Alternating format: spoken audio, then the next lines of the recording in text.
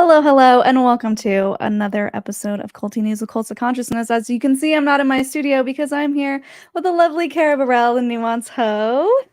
Shelise is in my studio, Yes, I'm in Utah, and so we're like, let's do some stuff. We're also joined by Dillan here. Thank you for being on. I'm so happy to be here, Shelise. Thank you. Yes, so today we are talking about the culty news of Mormonism, and how could I not when I came to Utah and I was like, there are things to discuss. So there has been some news about some policies that seem to have been changing or shifting. Cara, we're going to talk about your involvement, but yes. I got in trouble. There were some things, there were some apologies written. We're going to be very careful about how we speak about this, but ultimately it appears as if the Mormon Church, the Church of Jesus Christ of Latter-day Saints, aka the LDS Church, is loosening their grip and their stance on same-sex marriage.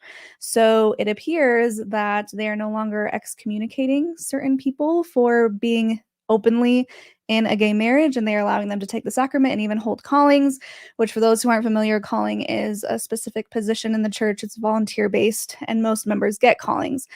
But when you're excommunicated or disfellowshipped or not in good standing with the church, you can't hold callings, you can't take the sacrament.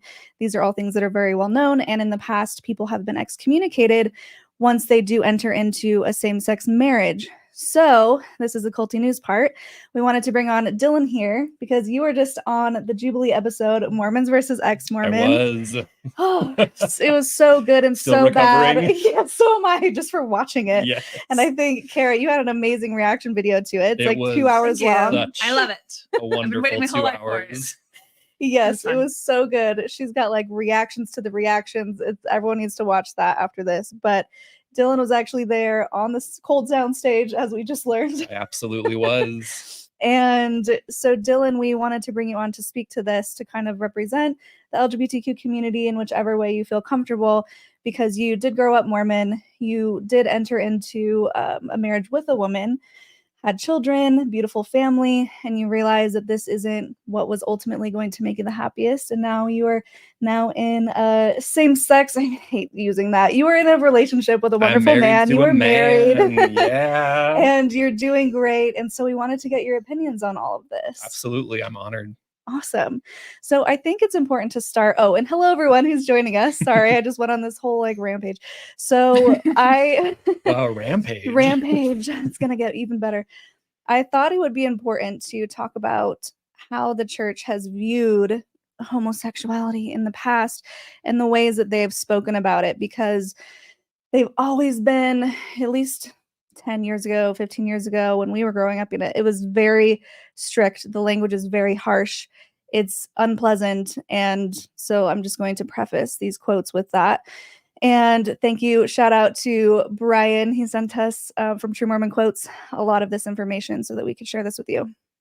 So this is from mormonthink.com. And we have, sorry, I'm out of breath because I'm really pregnant, guys. I'm like, hit the like button for out of breath, pregnant Shelise. Like button for me trying to do my best. Okay, so this is a quote from The Miracle of Forgiveness. It is a horrific book that we've talked about before. Feel free to interject your thoughts at any time, guys. So from the prophet Spencer W. Kimball, he starts with, homosexuality is an ugly sin, repugnant to those who find no temptation in it, as well as to many past offenders who are seeking a way out of its clutches. It is embarrassing and unpleasant as a subject for discussion, but because of its prevalence, the need to warn the uninitiated and the desire to help those who may already be involved in it is discussed in this chapter. He continues on. This is a different little excerpt from the same book. It, referring to masturbation, too often leads to grievous sin, even to that sin against nature, homosexuality. What? I did not know that. For done in private, it evolves into mutual masturbation, practiced with another person of the same sex, and thence into total homosexuality. Any thoughts on that before we continue? It seems like he really feels like he knows what he's talking about. He's like, when you're jerking it and you're like, this would be more fun with a friend. And then you want to see their technique. And then all of a sudden, there's orgies and all kinds of stuff going on. Is that what he's trying to say? Slippery Slippery slope. Very slippery. Lots of wet. Sorry. Yeah. Yeah. This is the way that it works in these Mormon men's minds, that they don't really have any like data to go off of, but they're like, I think this is how it goes. Yeah. Miracle of Forgiveness is one of the most horrendous books that have led to just so many false ideas about people who are just trying to live out what they're born attracted to, and had all kinds of horrible propaganda and things told about them their entire lives. And things like it's better to be, chaste than to be breaking the law of chastity. Like, it's better to be, you could be dead and chaste, and that would be preferable. As long as you're chaste, Yep. you can be dead. Those are the types of ideas that have been ingrained, at Yeah. least in my mind. Thankfully, growing up. I've never read The Miracle of Forgiveness. I never had to put myself through that. But the quote that you brought up is absolutely repugnant and makes me feel so sad for people who, yes, are born a certain way and feel a certain way. And there was a lot of talk in the Jubilee video about living in a hypersexualized world. That Right. was the constant comeback to the subject. And none of the ex-Mormons on the panel, including myself, brought any of that into the conversation. It seemed like only one person wanted to do that. Yeah. And we were not surprised, because it's definitely a way to get a lot of feelings riled up in people, especially when it comes to LGBT issues and what they stand for, or what people claim that they stand for. And I think at the heart of the LGBT community and experience is feeling a sense of belonging and just loving who you want to love. Yeah. And it has nothing to do, I wouldn't say it has nothing to do with sex, because we're all human. We're a part of the animal kingdom, but it goes deeper than that. And it goes deeper than that because it's actually a part of us. Yeah. Yeah, and I love that you mentioned that. First of all, the whole just being born that way. The next quote that I have is, there's a falsehood around that. So thanks for bringing that into it. But also, yeah, just being a human being who wants to love and express your love in a certain way. It has nothing to do with a hypersexualized environment. It's just who you are as a person. And so, yes, so much wrong with that. So this quote, Apostle Boyd K. Packer in 1976 General Conference, it was to a speech entitled "To Young Men Only," which is interesting. They don't seem to ever acknowledge lesbian relationships, usually just the men, right, Kara? Because then they're like, this hypersexualized society, I'm going to start thinking about how I love that part of it, and I don't want to go down that road. That's what they're going to say. I know it.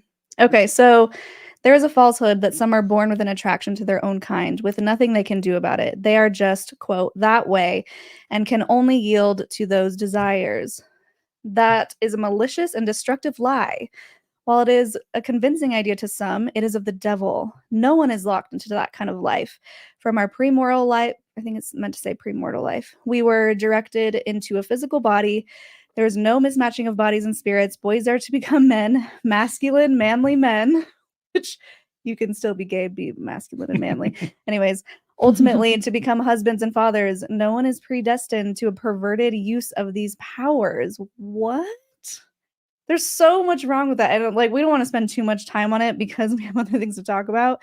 But it's just so gross that he would say all of these things to a bunch of young, impressionable men. Especially because quotes like that bring on the importance of the need to change a human being fundamentally. Exactly. And it's terrible to think that there are people, even that I may not know of, that are close to me, that have not had the, I wouldn't say courage, because it'd be something that would be very difficult to go through and talk about, but conversion therapy. Yeah. And to feel like you are part of a religion that has the ability to change who you are through everything from inspirational quotes to actual physical punishment and abuse.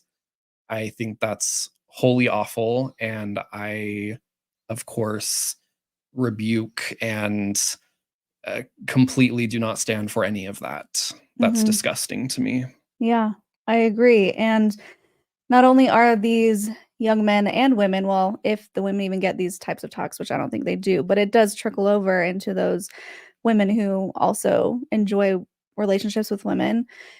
They're getting these messages and then they're saying, but don't worry, we accept you. We love you. You just can't act on it. You just have to be celibate the rest of your life or enter into a mixed orientation marriage, which is also harmful for some. It seems so easy for people Mhm. to be put in that position of privilege, to be able to say that to another human being and feel good about that because they don't have to go through those kinds of feelings and attractions and a real back and forth with who they feel like they are fundamentally as a person and who the church is telling them that they are, and also what the church is saying about what their experience needs to be if they want to continue in good standing with the church and with God. Mm-hmm.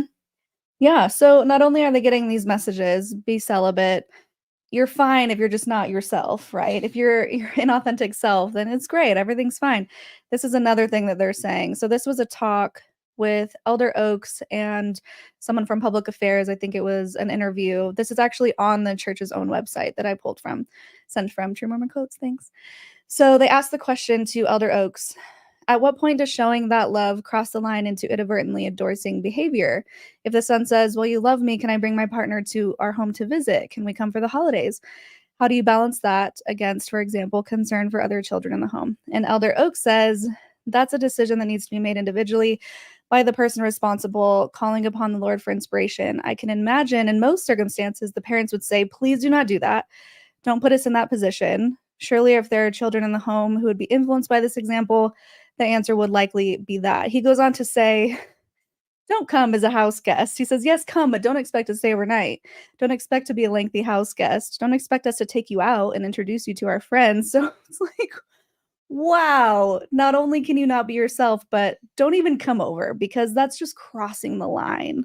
Mm-hmm. And I can add that I've made videos before where people really don't uh, believe that some people hold to the orthodoxy of the church that way. You know, some people might not hear that Elder Oaks talk, and if they did, they might discount it. They might say, well, he's not being representative of God, and I'm going to worship in my Mormon church one way. But what I had to understand is most people within the church, they take the messages a lot more strictly than I personally did, or people on the panel like Kwaku did. You know, a lot of people have various interpretations of how strictly they need to hold to these ideas from the leaders. But for the most part, Mormonism is a religion where you have to respect the leaders and sustain them and things like that. So I've had a long battle on the internet with so many people just not thinking that anyone actually takes these words that strongly. Yeah. And my own like absolutely delightful mother-in-law, love her so much, she's passed away.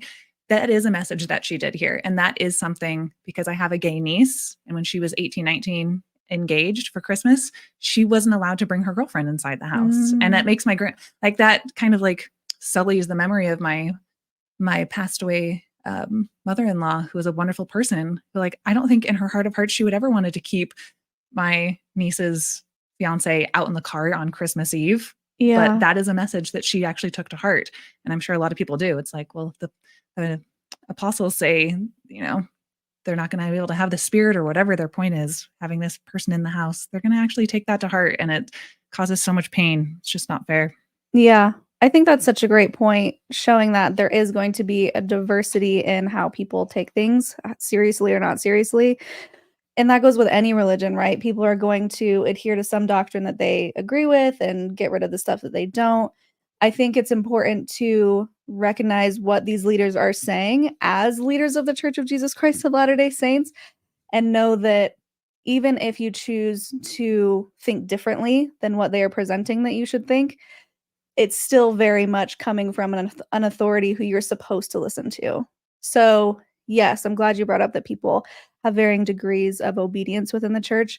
And it's so important to note that these are the leaders who are speaking for God. So we can't just pretend they didn't say that, right? Yeah, and I grew up in the church hearing from multiple people that whatever is said over the pulpit, whether it's in general conference or at a BYU speech or something that comes up in the Ensign, the New Era, the Strength of Youth pamphlet, anything that has the church's official seal on it is doctrine. Right. And there are so many things that have been said about gay people, and in such dismissive ways of Mhm.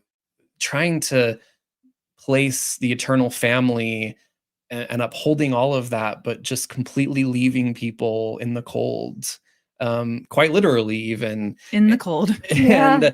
And I even had family members that I feel like they meant well when they said this, because it's a way to be able to still allow family to connect. But even like when it came to the celestial kingdom and the 3 degrees of glory, and how eventually I think I found out that not only are there 3 degrees of glory, but there's also 3 degrees of the celestial kingdom. I was able to get that information. I don't know if everyone got that information or where it came from, but I have family members that were like, well, when it comes to a man and a woman being married and having children, they'll be able to go to the highest degree. But the good news is they can travel wherever they want to travel. They Uh-huh. can visit people that either aren't married, that never chose to get married, or are,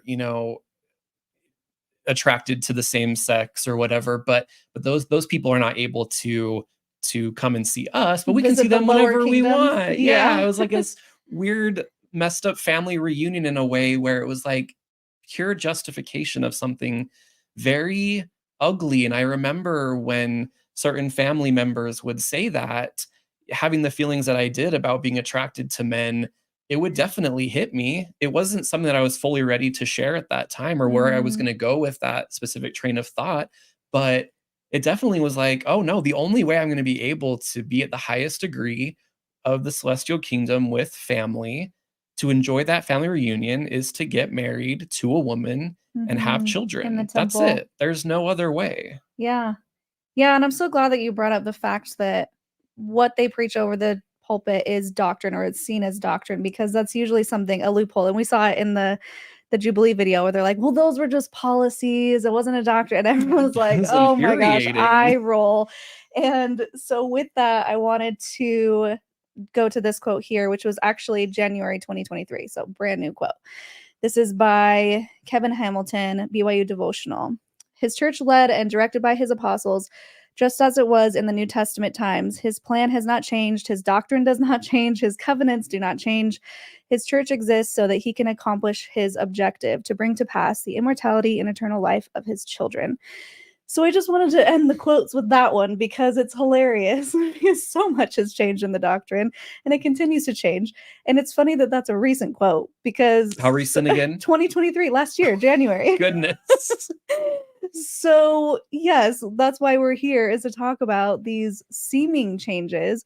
And I wanted to get both of your opinions on if you think that this is an isolated case because it's a Mormon couple who, same-sex married couple who is in the public eye, and maybe they're giving more allowances, or if there really is change, which would be amazing. And I hope that that's the case, that they're not going to continue to excommunicate members once they get married to someone of the same sex. And I loved the prompt that we had in our Jubilee video about if it's okay for the doctrine to change, because I did feel like it brought up a lot of important points. And I chose to stay back. And because I chose to stay back, was I thought, it's good for religious organizations to be able to recognize their flaws in doctrine and how they treated families and how they treated individuals. But just changing the doctrine, or just changing the policies, or however they want to say it, is not enough. And I was Right. so appreciative of John for saying that the church doesn't even follow their own repentance process. They don't even have the ability to do what they ask their members to do. And that is something that really could not be questioned or argued with at all on that panel, Mhm. because it's right there. I just think of like all of the lawsuits that would have to come forth, and that still have a chance to come forth, with families that lost, sons and daughters to suicide, where I just, an I'm sorry is not going to do it. But I don't think the church is even willing to do that, because Yeah. God felt one way and now God feels a different way. So are you speaking of the 2015 policy? Yeah. Would you mind, for those who aren't familiar, to just explain what that was and what happened with that? Yeah. And if that impacted how your marriage, if what point like your marriage or how that impacted. I got married in your life too. That's interesting. 2013. The policy that was enacted in 2015 had to do with same-sex couples and the children that were living in their household, whether biologically or adopted. They were not going to be able to be baptized until they were 18. And I remember hearing, we've always heard ever since we were little that the age of accountability and all of that is 8. A child at 8 years old should be able to understand whether they want to be baptized, and all the questions that they're asked in an interview, they should know. And we know that the questions that they're being asked in an interview, the questions that I was asked in a bishop's interview for my baptism, yes. Like, what? I don't know any of this stuff. And and a full understanding and belief, absolutely not. I can say that. Like, I wanted to get baptized because it felt like it was the important thing to do. It was something that Heavenly Father and Jesus Christ wanted for me, and my family was so proud. But when it came to answering those questions, no. So with the policy and all of the exclusion behind that, I remember hearing, again, from, I guess, well-meaning people, was, well, the church is just now so focused on the family that even with 2 men or 2 women in the family, they don't want to create familial harm even within that unit. So they don't want to have a child baptized that would have those kinds of LDS beliefs about, thinking that their 2 dads or 2 moms are going against their religion and create that animosity. And I'm like, but there is no animosity without this policy. Like, maybe some kids didn't even have an understanding that this was a thing within Mormonism until they drew attention to it. And you said you already left the church, right? No. Oh, you hadn't left the church at that point. Okay. No, but it definitely was very icky to me.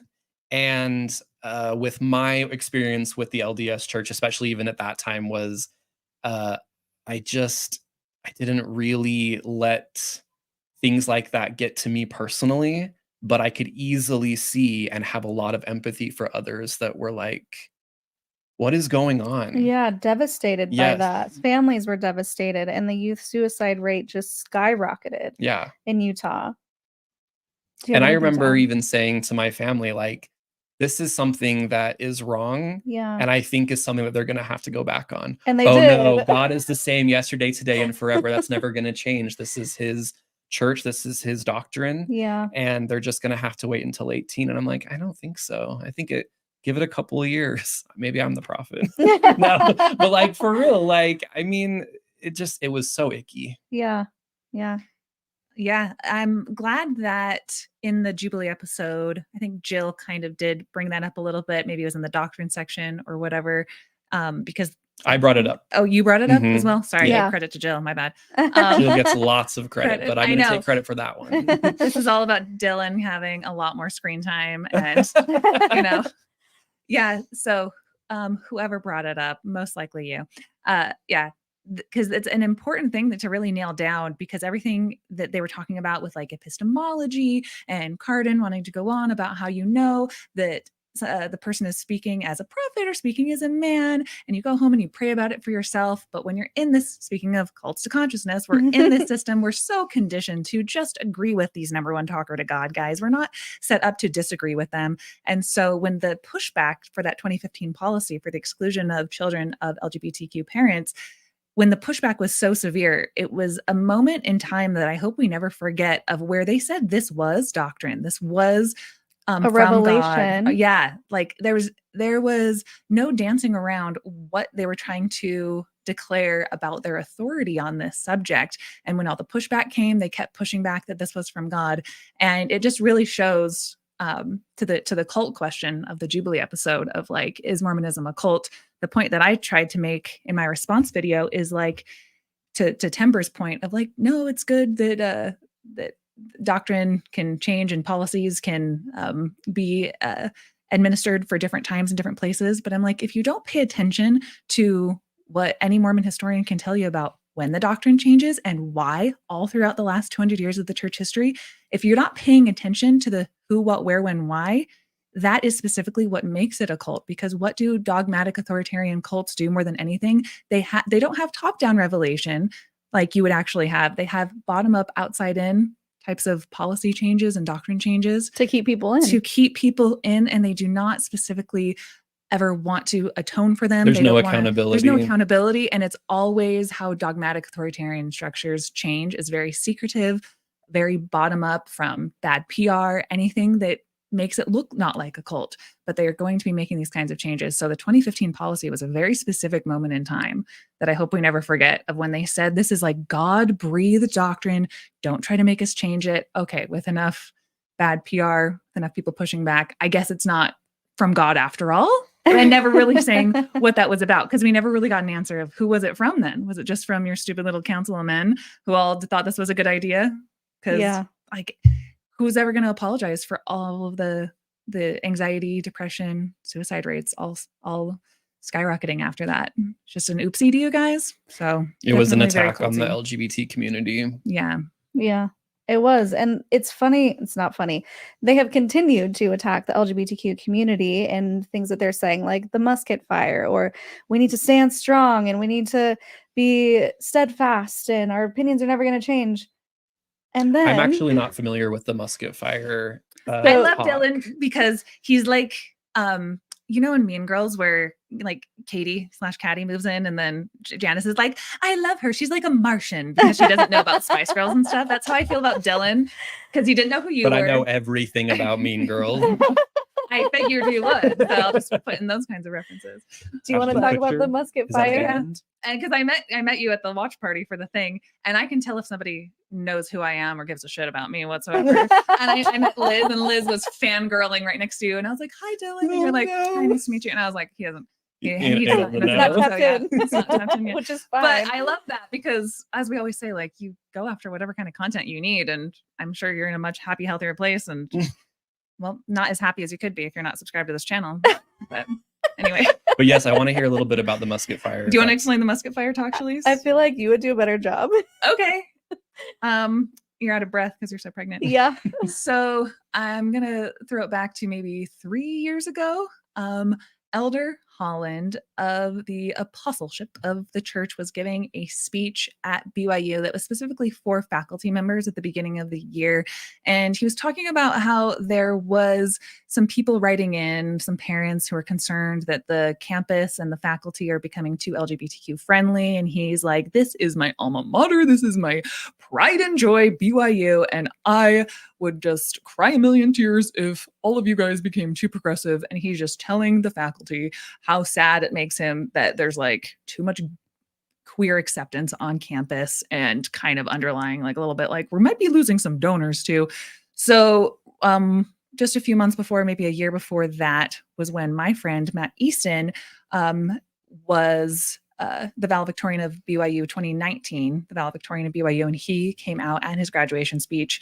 And Matt Easton said, and I would also just like to add that I am a gay son of God, and basically just came out in his speech. It was all approved, though, through multiple channels, that he was allowed to say that in his valedictorian speech. So Elder Holland, in this speech, flash forward about a year, he references how, like, we're not going to let people bogard the mic for their own like sexuality coming out things, and kind of throws Matt Easton under the bus. And that was really horrible and difficult for him. And then at one point during the speech, Elder Holland says that we're going to call this back to the old times when people are attacking the church and we all grab our muskets and we all kind of fight for the rights to have our religious freedom. And Elder Holland uses the term, I'd like to hear a little bit more musket fire in the temple of learning. And so obviously with so much hate speech and violence directed towards the LGBTQ community and this religious institution,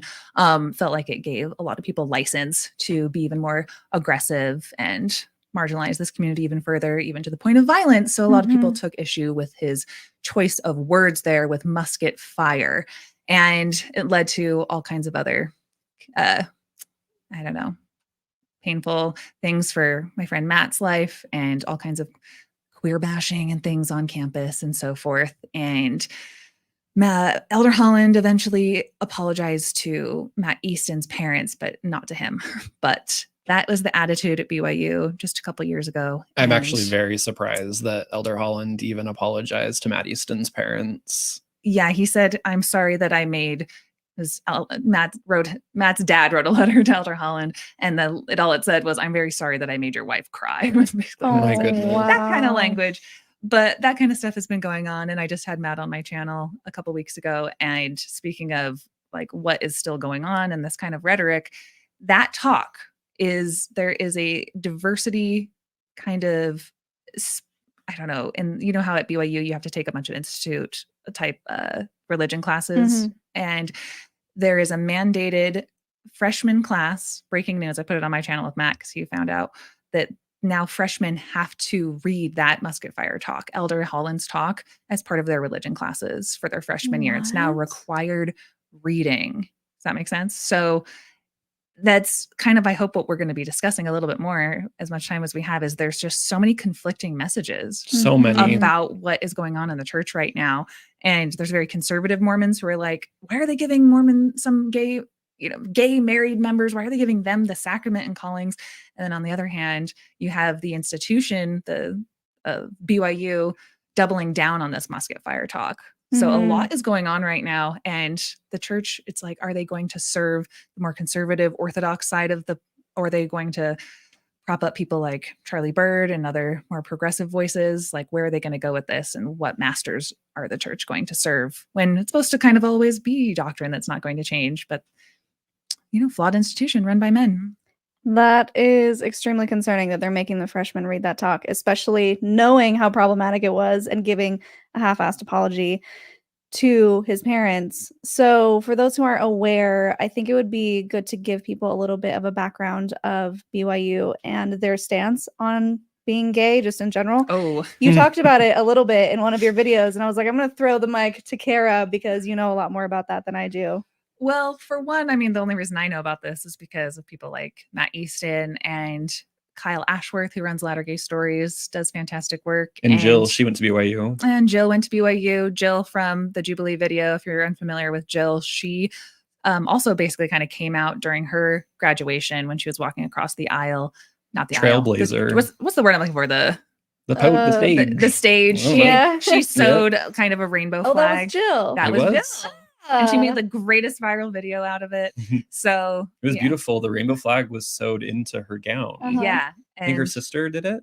Yeah, like her sister helped her sew that in there. Yeah. And so when she comes across the stage to grab her diploma, because like you really cannot come out until you have that piece document in your freaking hands, and that's where she flashed that. And it was up on the big stage, and it says Jillianor, and it's like, by the way, MFers, I'm gay. So really cute. Love her for that. So why do you have to wait till you have your diploma in hand to come out as gay? Because if there's the honor code office, and when you sign the honor code to go to BYU, you promise that you will obey the law of chastity. It's like obeying everything that you already have to do to be Mormon, and then like a bunch of other requirements. And then they hold your entire future job prospects, degree, everything over your head, that if you break the honor code, that can be withdrawn and be taken away. So even Matt Easton was really afraid after he came out at his graduation, and that was allowed. Like he got that approved through the professor, like it was approved. He still was terrified that they were going to take away his fudging diploma that still had to come in the mail after that, stuff like that. And what would be the explanation or pushback for people who say that BYU is a private institution? They're able to do what they want to do. They can make the rules. What would be said to those types of people?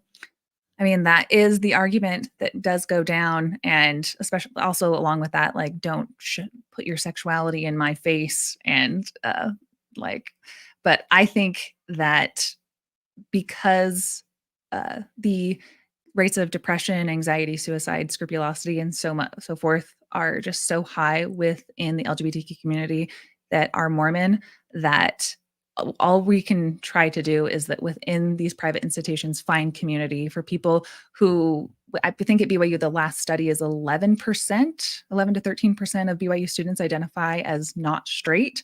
And so knowing that there's going to be these communities, even within religious institutions, you don't know when you go to them that you're going to develop, some same sex feelings or things.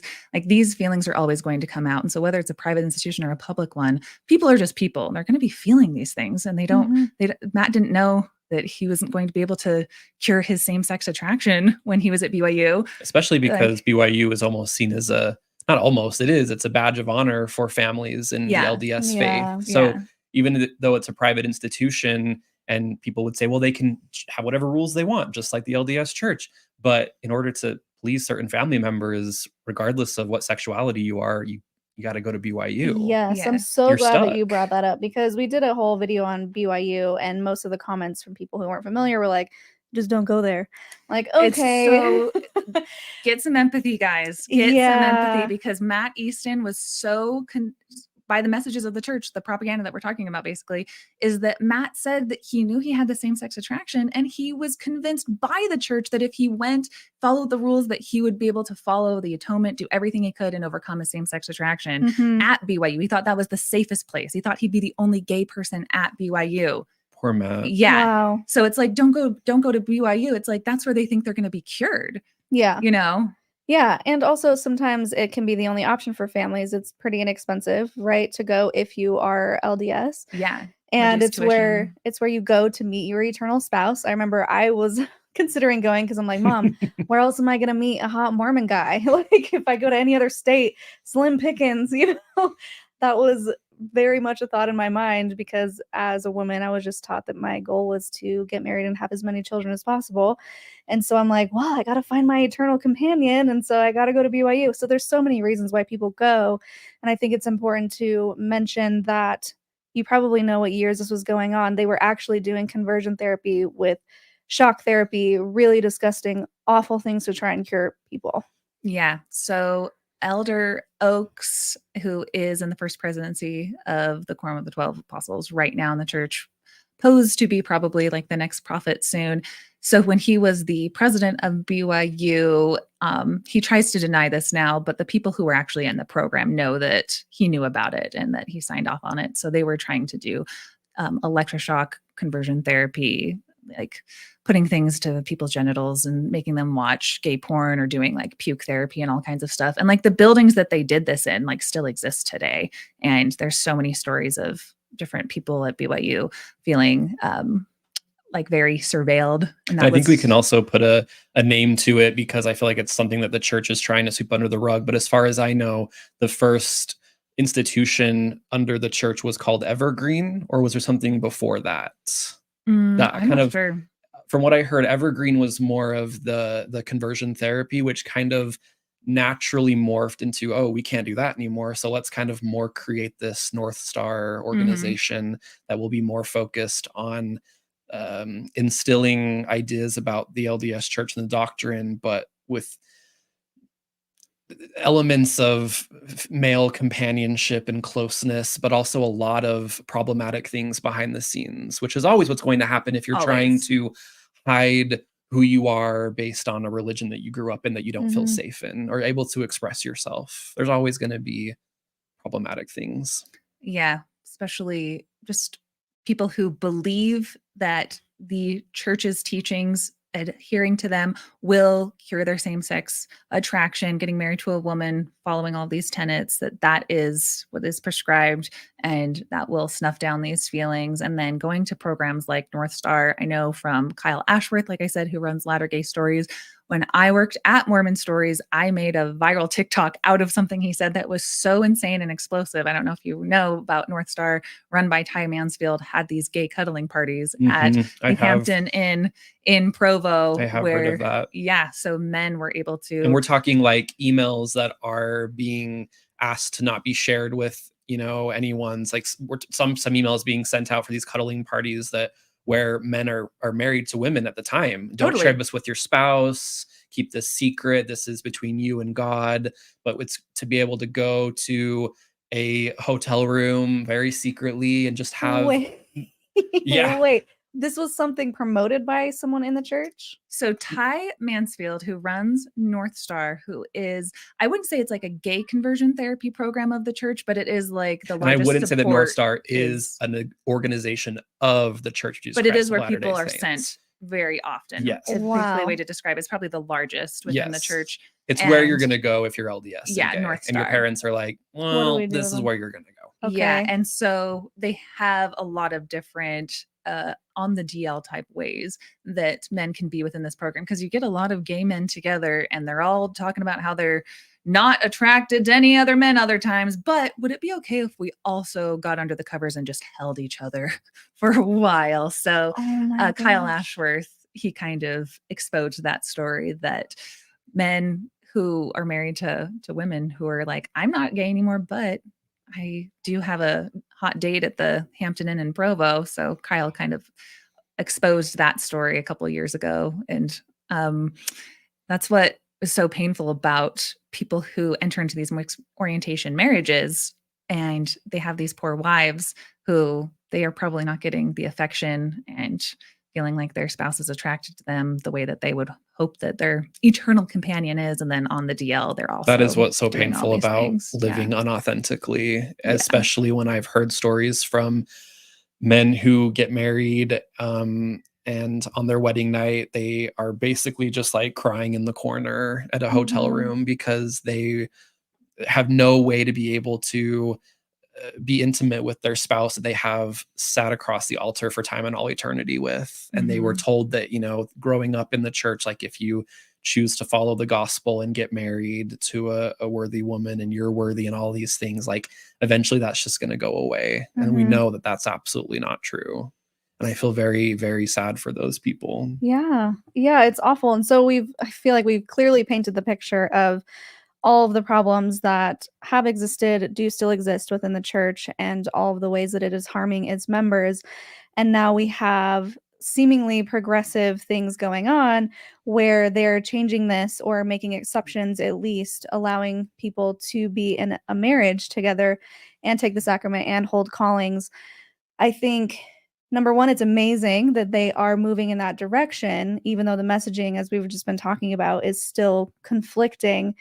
Do we think that this is actual change happening?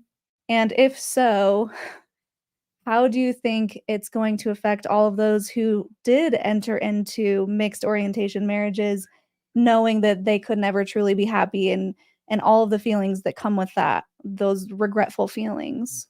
It's a big question. And the other question is, we don't want to put shade on anybody like Timber, who was in that Jubilee video, and people who make those choices. I get it. But it does beg the question that if the church does start to allow gay marriage, like they have, not that they're allowing gay marriage, you can't, get married in the temple, probably hold a temple recommend, but they are allowing Charlie Bird and his gay husband, who I saw with my own eyes in a sacrament building. I went to his church with Gerardo Samana from Mormon Stories to see him take the bread and sacrament. And that is a person who probably just had gay sex at some point that week, doing something that is so sinful in the eyes of the Mormon God, be able to have full participation. So the question to me is that so many people who are in these mixed orientation marriages, like Timber, all the people at North Star, if the church starts saying, like they did for Charlie Bird, you can basically be in full participation, have a calling, take the sacrament, what would Timber do? Would you say, Right. actually, second thought, if that's going to be kosher now, I actually will marry a man? Or are you totally Right. happy in your marriage? And, Right. Yeah, Yeah, that's the question. And Yeah. I would like to say, because of being in that filming of that Jubilee video, the words that were spoken by Timber when he was asked in the prompt regarding the LGBT community and whether the church accepts, I don't remember the exact prompt, but he said, I am much happier in Christ than I was with my boyfriends.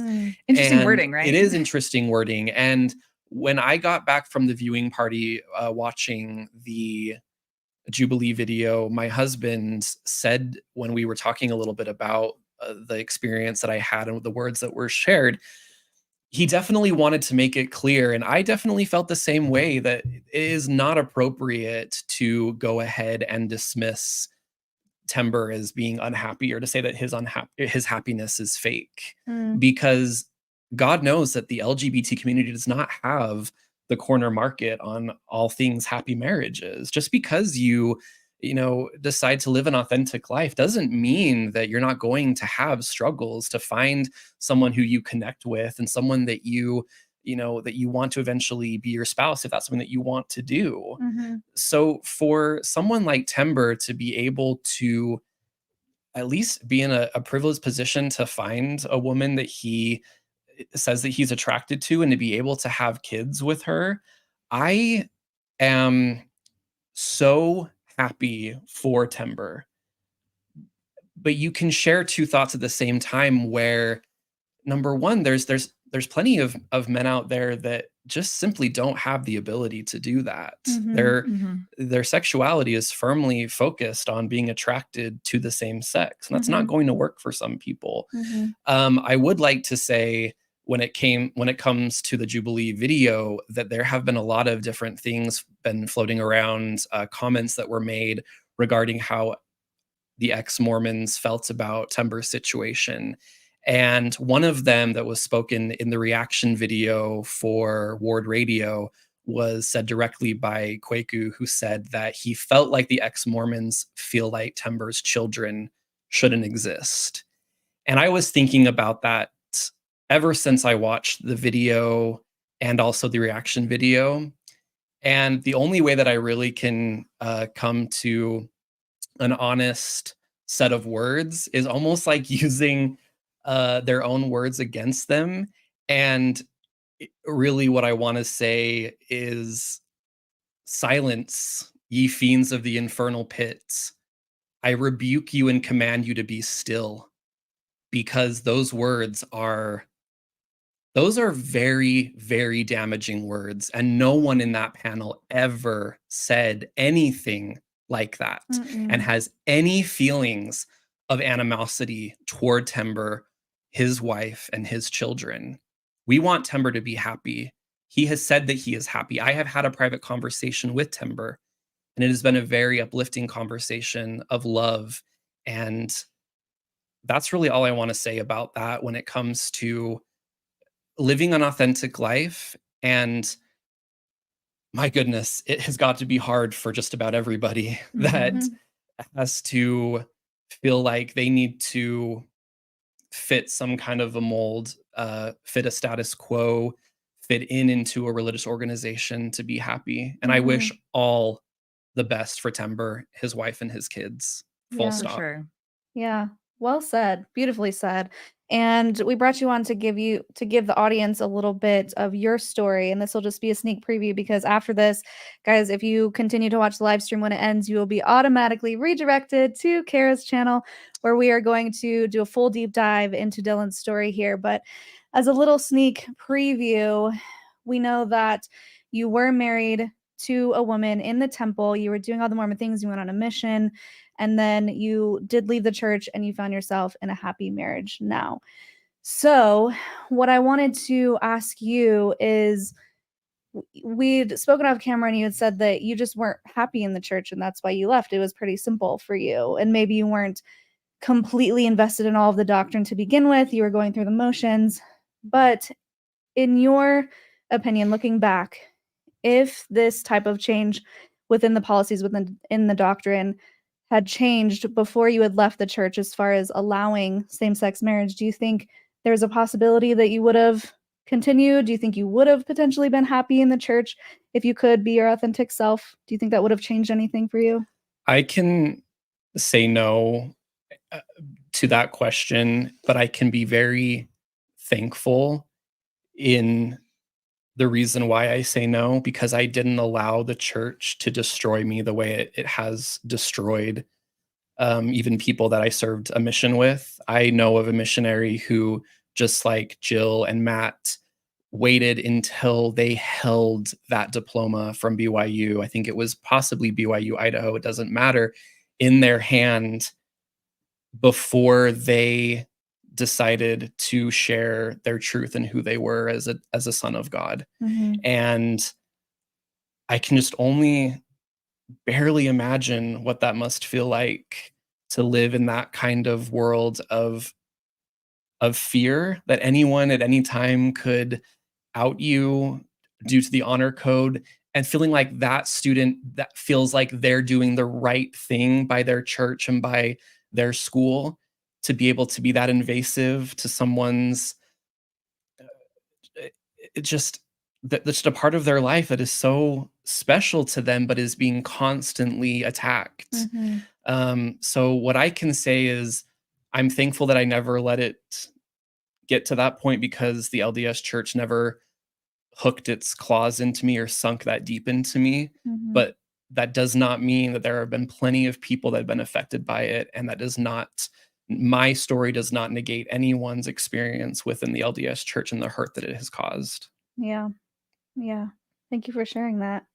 Do you have anything to add, Kara, about the changes in the policy? Well, the potential changes, I guess we could say. Going on? I can hear the comment section going already, that we just want to make sure to qualify that the LDS Church's doctrines around eternal family, the proclamation to the family, are very strongly rooted in gender roles and obviously heteronormativity and God, the Father, and not talking about God the Mother. All of these things are very laid out in so many strict ways within the church, and so many things would have to change within Mormon culture, and maybe some of these older men that lead the church dying off eventually, things like that.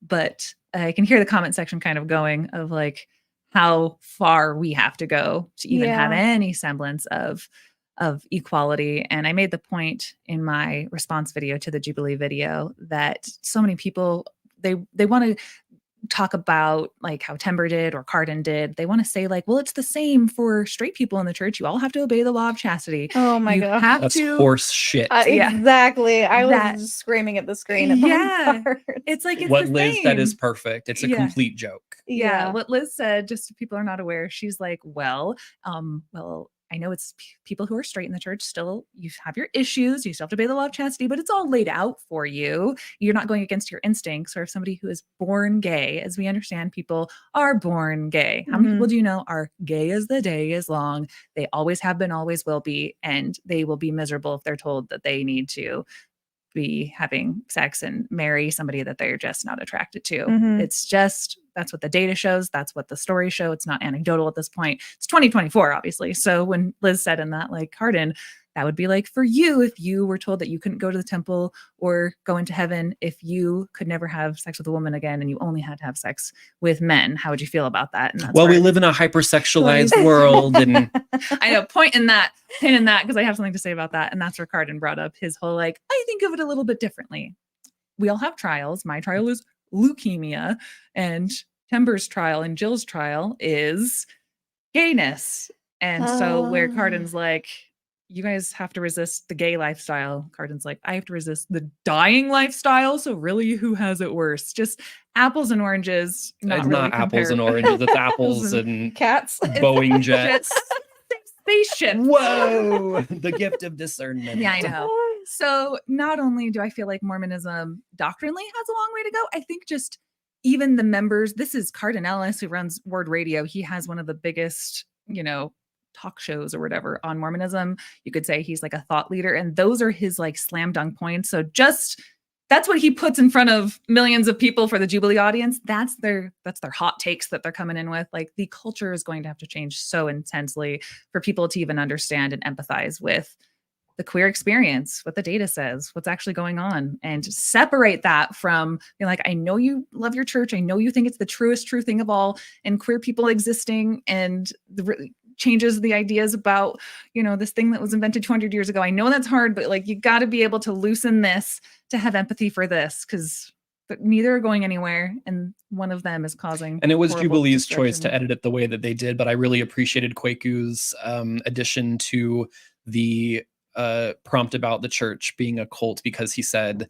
maybe it was also about LGBT issues, but gay people aren't going anywhere, and the LDS church is not going anywhere. But then it was kind of just cut off. There was no actual like call to action to like, what are we going to do? So I appreciate that you're going to have to pull back a little bit with certain things, or else it's just never going to be something that is a safe space for our LGBT brothers and sisters. Which is ironic, may I just add, that Cardin, who said those things about his leukemia and so forth on the Jubilee episode, I feel like Kwaku was trying to be nuanced and saying these two phases aren't going to go anywhere.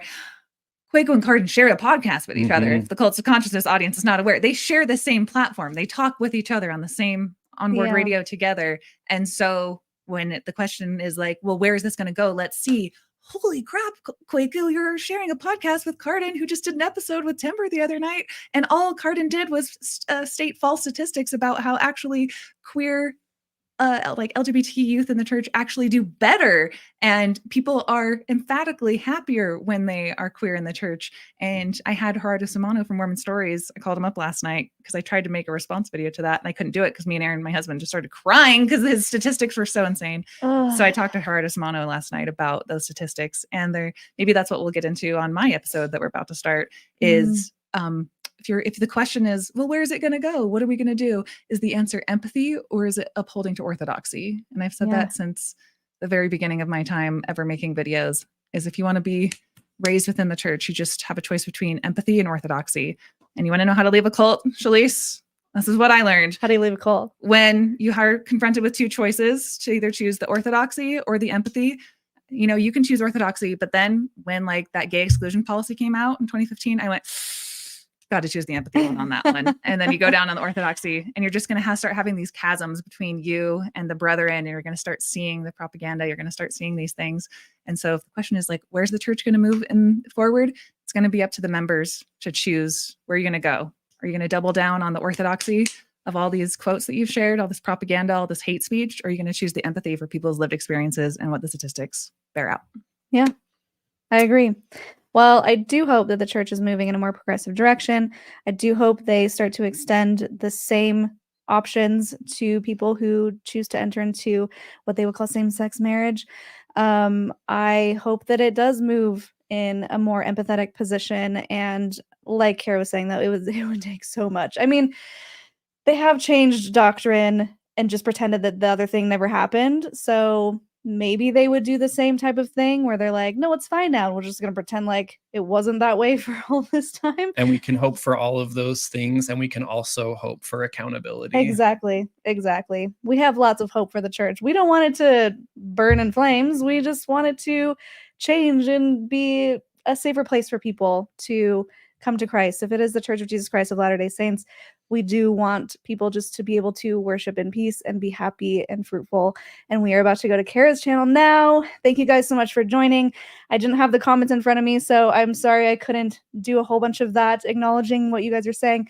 Jonathan has been putting that on the screen. It's Kara's birthday. Happy friggin' birthday, Happy Kara. birthday. Oh my gosh. Yes, Kara. There's just like a whole entire like party. As soon as we're done with my thing, then the party's basically downstairs, if you guys didn't know. So I'm just like, oh, I forgot. My entire party's already set up downstairs. Yes, exactly. Thanks for coming over, guys. Thanks for working on your birthday with us. And we're about to have more Absolutely. fun on your channel. Guys, just stay on the live. You will be kicked over to the other one. And make sure once you get over there, you subscribe to Kara's channel. Thank you, Dylan. Thank you for having me, coming Shelise, on your on. channel. I really appreciate it. Yeah, I really appreciate all of your thoughts and perspectives and opinions. You're awesome, Dylan. And can't wait to hear more in this next video. Thank you. All right, guys, we will see you soon. Bye.